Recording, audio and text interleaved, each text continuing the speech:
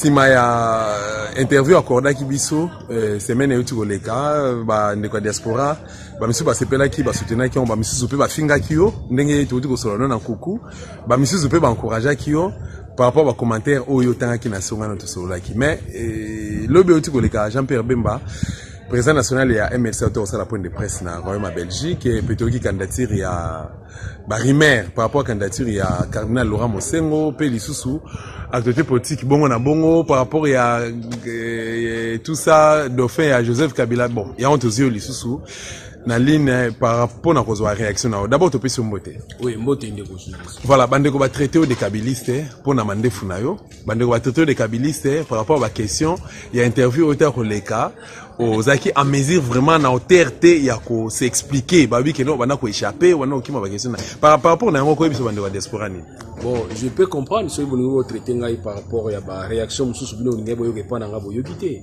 qui vous traiter comme tel na comprendre mais par rapport à accoutrement tout par rapport à barbe soit peut-être mtabo tsaka mandefu za kanzambe nous ba on ngabo mandefu biso bazozo mandefu nte par rapport à accoutrement mususu balataka neti ba moniere mais bazalaka bato ya sécurité parce que sécurité singa pa na bango ba bima na kati ya assemblée nationale ba bima kati batika na moniere na bango tilelo ba mususu dozoka ba voix ebele à cause ya mutu atie mutu moka musima munene ya Tshisekedi ya atie mutu amuke azuna numéro munene mingi pa les ba député donc ce n'est pas l'accoutrement ce n'est pas coiffure ça que mutu azala tel ou tel non? Donc de quoi le bas qui s'assemble se ressemble tout et c'est balobaranini ba français balobaranini on rigolait le monde par son habit donc te le babeta qui libanda.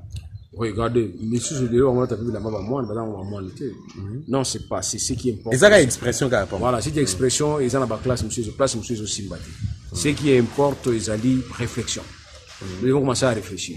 Et aussi, à un certain moment, c'est un peu de lever les débats à un certain niveau. C'est ce qui importe. Au niveau de la très la bassesse. Président Doulis. Voilà ce que je peux demander. Tout le monde débat. Nous avons besoin d'idées, de réflexion. Tout le monde a besoin de commentaires et d'utilité. D'abord, ça prouve une certaine éducation. Mais moi, je fais ce que je peux faire, je dis ce que je peux dire. Liberté, nyonso, nazanaki, natambola na Kishasa, makolope natambolaka, ba 22h, ba minuit natambolaka, biso na Kishasa en tout cas. Na baba tu peux kota na. Na kota ka ba risque tout ça na ngwana ki neza multiplier parfois beaucoup na obino za na ngukuna.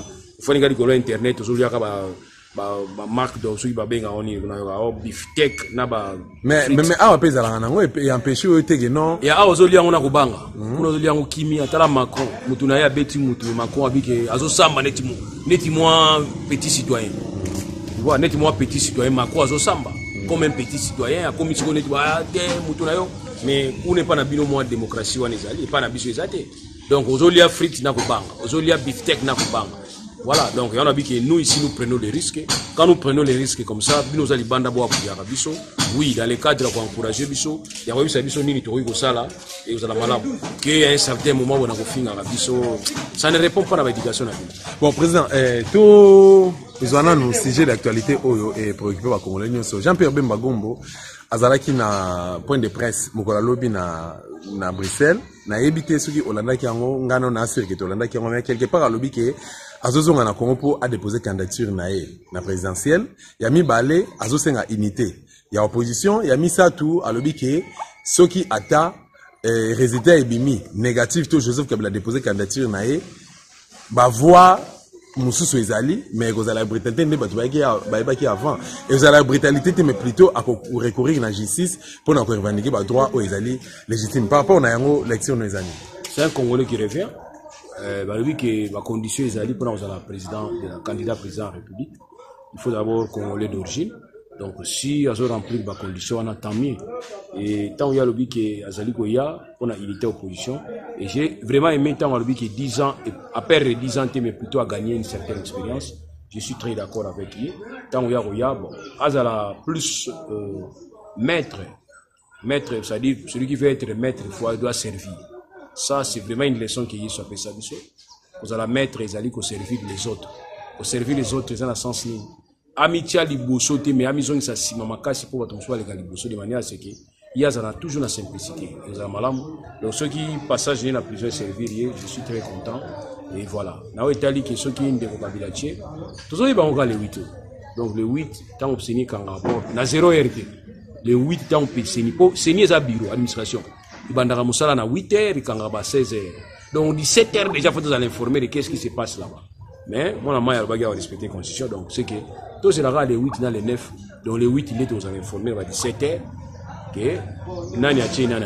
Mais bango moko na ngamba majorité présidentielle balobi que constitution zo pesa Joseph Kabila nzela lisusu na habité confère article X o elobi que le gars va modifier qui en haut 2 fois. Va tout revoir constitution donc Kabila azana droit wana ya ko déposer candidature na pour na bango na ngamba majorité présidentielle balobi que candidat potentiel pour na bango c'est Joseph Kabila Kabange président de l'Union. Nous allons payer ça là va réfléchir ma bien et on comprendre après parce que so bien anglais wana ko ba comme va modifier qui constitution donc c'est que nous avons une nouvelle constitution.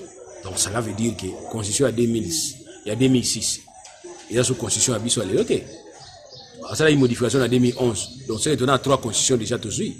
En 2006, il y a 3 constitutions. Non. Ça, c'est une mauvaise façon de comprendre. Et aussi, c'est ce que j'ai toujours dit, que c'est lire la constitution renversée. Si on a une constitution en position normale, je prends l'exemple typique. On a à gauche, on a à droite. On change de chambre. On a à droite, on a à gauche. On change de chambre. C'est la même chambre. Nous avons la même constitution avec des amendements. Avec une certaine modification, ou constitution yemoko a prévoyant mécanisme de modification. Donc, dire que comme nous sommes passés des tours 0, de 2 tours à 1 tour, nous avons une nouvelle constitution. Donc, vraiment, c'est lire la constitution renversée. Voilà, président, mais je pose un leader d'opinion.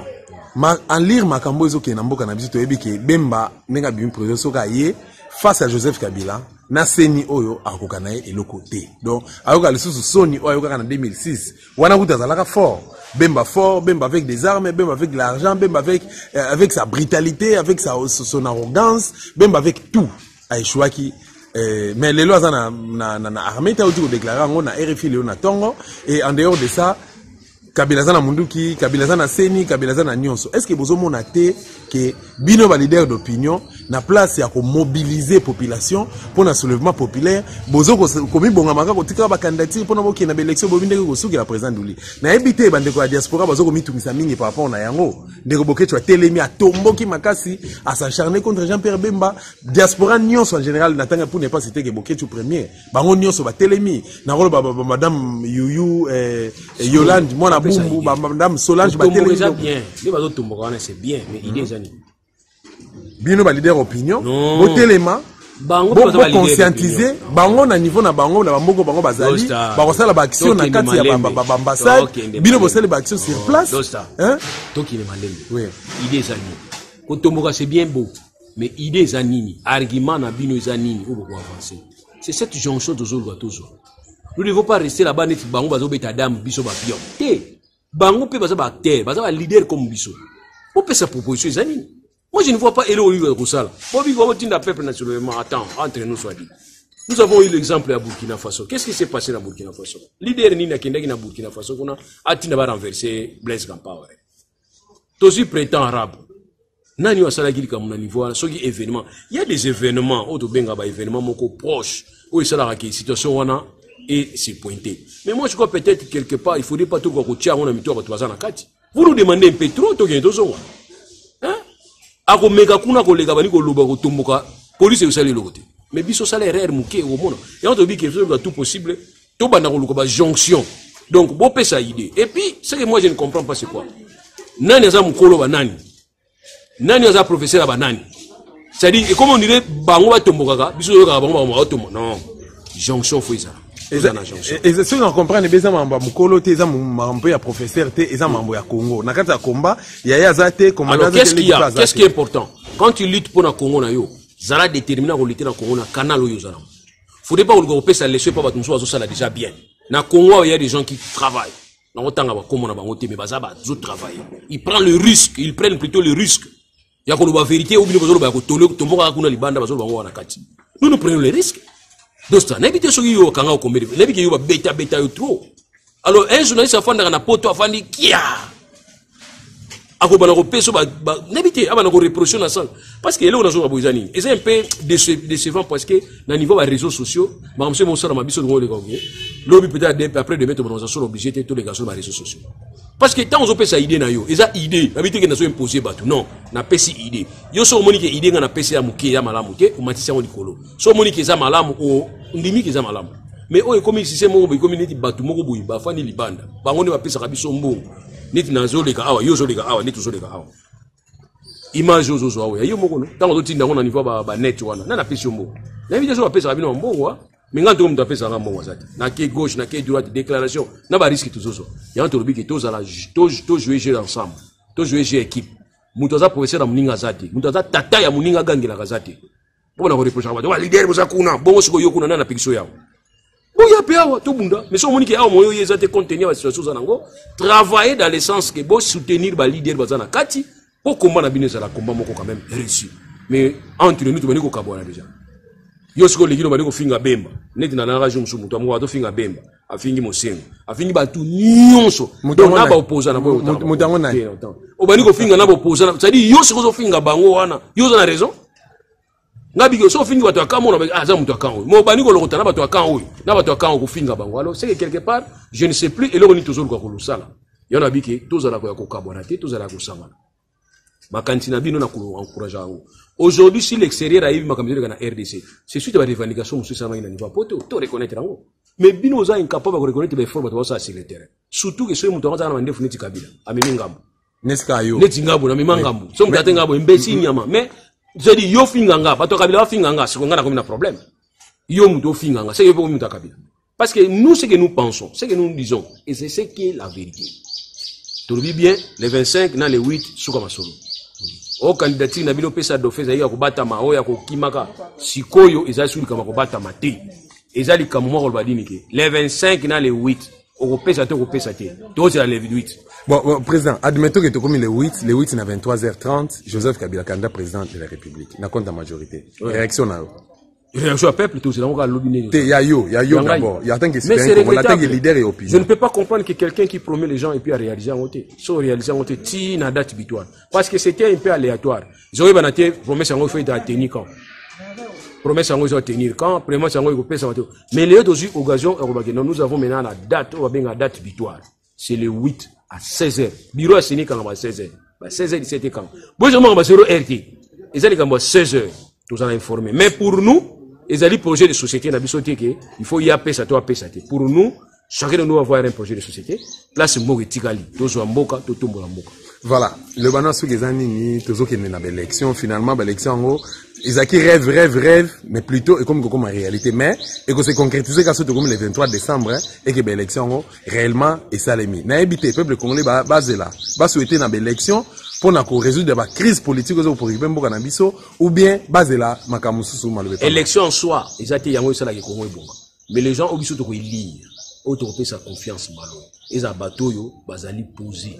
Ils ont bateau en mesure, il y a pour résoudre la crise autour de et bateau va se servir d'une expérience autour de qui s'est la fois passée, il y a pour la nette au sala pour intérêt. C'est ce qui est important. Donc, et comme il faut baser maintenant, c'est un choix. Élection soutenue. Parce que nous avons cru qu'en 2006, ça allait arranger les choses. Rien. 2011, rien. Et 2016, nous avons encore raté. On a attaqué virage. En 2018, on va organiser les élections. Et tout petit délai, calendrier, ce qui est important dans l'union, c'est le calendrier. Calendrier, c'est le 23, Masolo fait ici là. Et calendrier, c'est le 25, le 25, le 8 août. Il faut Masolo, chef de l'État actuel ici là. Bien que tu aies suspense. Regarde, tu as suspense. C'est bien dit. Hein, quand tu as suspense, tu as stress, c'est bien dit. Oui, Naza chef de l'État, Naza l'a dit une fois, deux fois, une fois renouvelable, tout le monde a repéré ça, tout le monde a repéré ça, ouais. Et puis c'est au sein de nous, Nenga, les collègues qui ont été. Donc voilà, mais na bande kona biso en tout cas bo excuser makasi soki na mengo lo bande na lobeli wa parce que ça linga passe makasi ko mona ke à chaque fois to olika na interview pa na bino c'est oleke bo yoka biso ozoleka na kati biso pesa bino ngo oleke bo compléter biso na obino bo sala kuna bo komi ko ko gangela ka biso na biso ba finganga na ndenge moko ndi ba siko mutu wa finga tuni est-ce que zo finga est-ce que za sérieux no zo finga est-ce que mutu ne ça normal azo finga nga on dirait que yem ta signer mine ba reproche qui on a nini fona lo baka o ya zo super yo. Attends. Il y a aussi pour la Wogani. Oui, vite. Il y a non. vraiment tu on a pas tu as ça la boue ba to kabila bazo finga biso koko nyangi pas zo manquer vie mosengo koko nyanga zo manquer koko nyanga zo manquer vie koko nyanga zo manquer vie mosengo pour mosengo alobi pour batu balobi bazo pousser mosengo à postuler yes ko alobi que tous un président oyo asa la première dame te président moté mais il est moko célibataire au moment avant ba nommer célibataire a bali katanga komidi wana na koko nyanga ba ba tanga komidi biso do to balakala ni tinga balakala ça fait 25 ans na bala dans la 6e classe étudiante bundi na bali mais na bala déjà de nous nommer un ministre que l'homme a raté à salani za bana kala mari